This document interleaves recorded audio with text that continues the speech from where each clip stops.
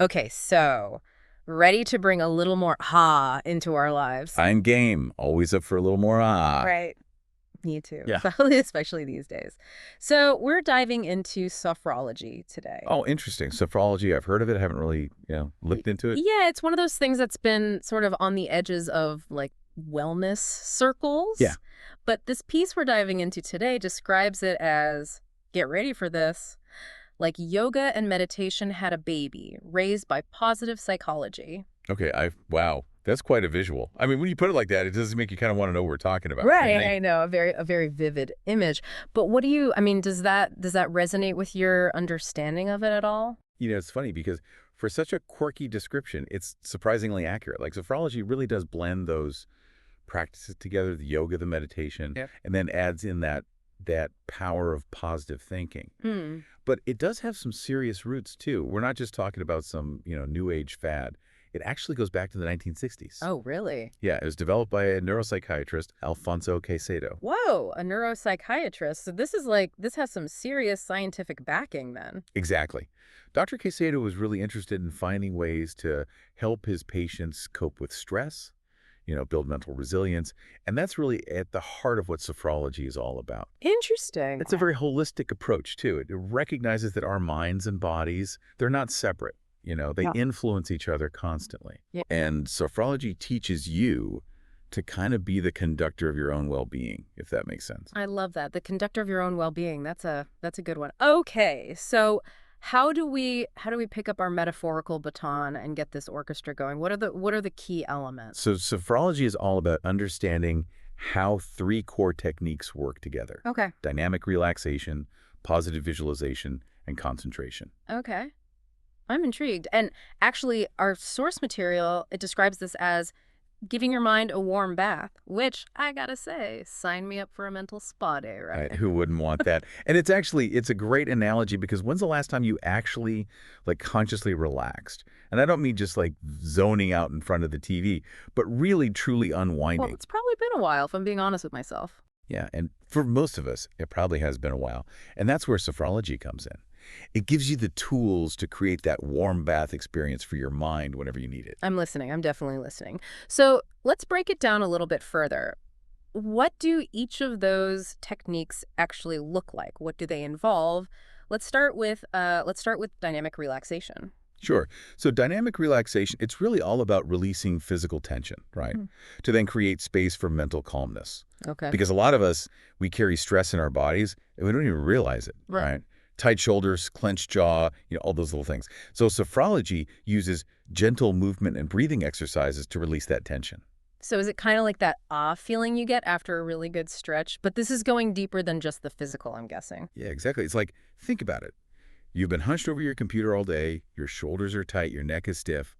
Now imagine incorporating some gentle stretches, some shoulder rolls maybe, combined with deep, conscious breaths. That's what we're talking about with dynamic relaxation. Okay, I'm feeling more relaxed already. All right, so that's dynamic relaxation. What about positive visualization? How does that fit into all of this? All right, so this is where things get really, really interesting. Positive visualization is all about using the power of our minds, Mm, right, to influence our well-being. okay. It's using guided imagery to cultivate positive emotions, positive thoughts. So instead of like replaying that embarrassing moment from earlier in the day, I should be picturing myself, totally rocking that presentation next week. Yes, exactly. It's really about using that mind-body connection to create change from the inside out. Mm. And what's really cool is there's more and more research coming out that shows how powerful our thoughts and emotions can actually be in shaping our physical health. So mind over matter, it's not just like a catchy phrase. There's actual science to back it up. There really is. That's fascinating. Okay, so we've covered dynamic relaxation. We've talked about positive visualization. What about that third element, concentration? Right. So concentration in sophrology, it's not about like forcing your mind to be totally blank or completely still. It's more about developing a really focused and present awareness. So instead of, like when I'm brushing my teeth and I'm thinking about like my to-do list for the day and everything I have to do, Right. I should be like present with the actual experience of brushing my teeth. Exactly. It's about strengthening those attention muscles so you can really stay grounded in the present moment, especially when like stress and all those thoughts try to take over. Yeah, yeah, for sure. It's a practice. Okay, so I'm starting to see how all of these things, these three techniques we talked about, dynamic relaxation, the positive visualization, and the concentration, how those all kind of weave together to create this sense of inner harmony. Right, exactly. But okay, let's talk about like the actual benefits here. Okay. Our source material, it mentions a whole bunch. Less stress and anxiety, better sleep, a boost in self-confidence. It even says pain management, enhanced creativity. It's impressive, right? It almost seems too good to be true. It does, it does. And I always say it's good to be a little skeptical, but there's actually a lot of scientific evidence supporting these benefits. Right. Oh, yeah, yeah. Like studies have shown that sophrology can actually lower those stress hormones, like cortisol, Oh, okay. which obviously does wonders for sleep, your mood, your overall well-being. Right, right. So it's not just like, wishful thinking. There's actually some real science behind this. There really is. It makes sense if you think about it. If you're learning to relax your body, quiet those thoughts in your mind, and you're training yourself to think more positively. You're essentially creating like this toolbox full of techniques to handle whatever life throws your way with more resilience. It's like we're building up our inner toolkit for, navigating all the ups and downs. Exactly, exactly. And just like any toolkit, the more you use those tools, the more comfortable and skilled you become using them. I like that. Okay, well, speaking of tools, our source material, it goes into a specific sophrology technique. It's called sophronization.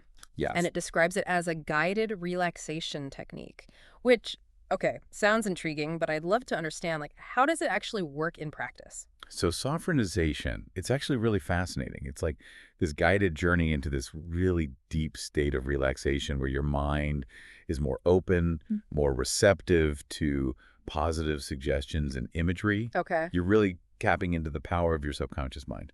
Okay, now I'm really intrigued. So walk me through it. Like, how would a typical sophronization session go? What would that look like? So it typically involves 4 phases. In the first phase, we start with relaxation. Great. Very similar to what we talked about with dynamic relaxation, Mhm. where we want you to really get into a state of complete physical and mental calmness, often using breathing exercises, gentle muscle tension, and release techniques. So really creating that sense of like stillness and receptivity, both in the body and the mind. Yes, exactly. And then from there, we move into the concentration phase, where you focus your attention on specific sensations within your body, or sometimes on guided imagery. Okay. And this helps to kind of quiet the mind even further and deepen that internal stillness. So it's like almost like training your attention to stay present and not get pulled away by all those distractions that pop up. Yes, exactly, exactly that. And then from that place of focused attention, then we transition into the visualization phase, which is where the kind of the real magic starts to happen, right? Right. Because now your mind and body are relaxed, they're receptive, and so we would guide you to visualize positive scenarios, experiences, emotions. So like picturing myself, on that beach or, nailing that presentation. Exactly. You're really harnessing the power of your imagination to create those positive shifts internally. Wow. And because you're in this deeply relaxed state, those positive suggestions and images, they can really take root much more effectively. It's like we're planting those seeds of positivity when our minds are like the most fertile. I love that analogy. I like that. It's a good one. What happens next? Right. So the final phase is the return phase. Okay. And in this phase, you're gently guided back to a state of wakeful awareness. Okay. But you carry with you all the benefits of that sophronization session, that sense of calm, clarity, and positivity. So it's like waking up from a really refreshing nap, but instead of just feeling rested, you've also like integrated all these positive shifts within yourself. Exactly. Exactly. And the more you practice sophronization, the more easily you're able to access those states of deep relaxation and inner peace, even amidst, like, the craziness of daily life. So it really is like a superpower that you can develop. It kind of is. It's realizing that we all have this incredible potential within us to heal, to grow, and really create a life that we love just by tapping into the power of our own minds and bodies. Okay, I'm on board with this. So our source also mentions sophrology being used in a more holistic approach to therapy and coaching. Yeah, Can you elaborate on that a little bit? absolutely. Sophrology actually aligns really well with both therapy and coaching because, it recognizes that well-being is multifaceted. Yeah. Right. It's not just one thing, right? It's our thoughts, our emotions, our physical sensations, even our values and aspirations.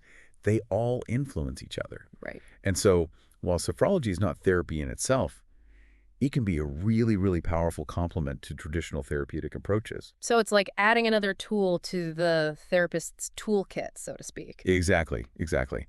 And in a coaching world, it's a great fit because sophrology emphasizes self-discovery, goal setting, personal growth, all those things that are so important in coaching, right? Right. So just as a coach guides you towards achieving your goals, sophrology gives you the techniques to overcome those inner obstacles and really step into your full potential. So it's like having a coach for your mind and body, guiding you toward like a more fulfilling, more balanced life. Exactly. I Okay. like that. Yeah. Yeah, no, totally. So it's like that extra little boost of support and guidance I think we could all use from time to time. Yeah, definitely. Now, this all sounds amazing, but for those of us listening who are like new to this, maybe we don't have access to a sophrology practitioner right away. Right. Are there like, I don't know, simple things, exercises we could try at home to kind of get a taste of what this is all about? Absolutely. Yeah, there are some great introductory techniques that you can definitely try on your own. Okay. And actually, our source material highlights a few of them. Oh, perfect. Abdominal breathing, positive visualization, using this idea of a peaceful place, and then the body scan. Okay. Those sound pretty doable. Let's start with the abdominal breathing. I feel like I've heard of that one before, but what makes it like so special in the context of sophrology? Sometimes the simplest things are the most profound. Right. And abdominal breathing is kind of like that. It's Mm. really a foundational technique in sophrology, and for good reason. Just a few minutes of that conscious deep breathing can have a huge impact on, your energy, your sense of calm. Yeah, it really is. It's like hitting the reset button for your whole system. Exactly. Exactly. And it's something you can do anywhere, anytime. Love that. Okay, what about this peaceful place visualization? Do I get to like go full on fantasy island with this? Totally. The sky's the limit with your imagination, right? Okay. The key is to choose a place, whether it's real or imagined, that just evokes a sense of peace, joy, relaxation for you. Got Could be that beach you mentioned, a quiet forest, a mountaintop, or even just like a cozy corner in your own home. I think I'm picturing a hammock strung between two palm trees on a deserted beach. Can practically hear the waves lapping at the shore. Oh, that's nice. Okay. And then lastly, the body scan. Yeah. What's the purpose of that one? The body scan is amazing for cultivating a deeper awareness of your physical self. Okay.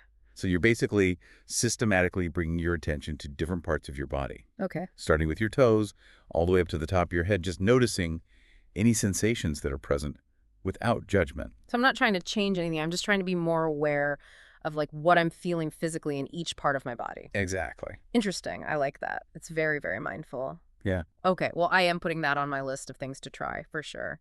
Now, one last thing from our source material that I found really interesting. It mentioned sophrology, like gaining recognition in the medical community. Yes. What's that all about? That's a really great point, and it really speaks to this growing movement toward integrative medicine, Okay. where traditional treatments are being combined with these complementary therapies like sophrology Hmm. to address, the whole person, Yeah, yeah. mind, body, and spirit. So it's not about replacing conventional medicine, but it's about integrating these practices to support that overall well-being. Exactly. So, Yeah. for example, sophrology is being used to help patients manage stress and anxiety during illness, Okay. to prepare for childbirth, Hmm. even to cope with chronic conditions. It's really about empowering people to actively participate in their own healing journey. I love that. That's really what it's all about, right? Like we have this innate capacity for healing and these practices, sophrology, all these things. It's about like tapping back into that. Exactly. Exactly. Well, this has been honestly such an eye-opening deep dive. I don't know about you, but I am feeling very inspired to explore sophrology further. Me too. Me too. It's so accessible. Yeah. And it's a good reminder that we have all the resources within us to cultivate more peace and well-being and resilience. Totally. To our listeners, we hope this deep dive has sparked your curiosity and maybe even inspired you to embark on your own sophrology journey. It's a worthy one for sure. It is, it is. Until next time, keep seeking, keep questioning, and keep diving deep into the boundless world of knowledge.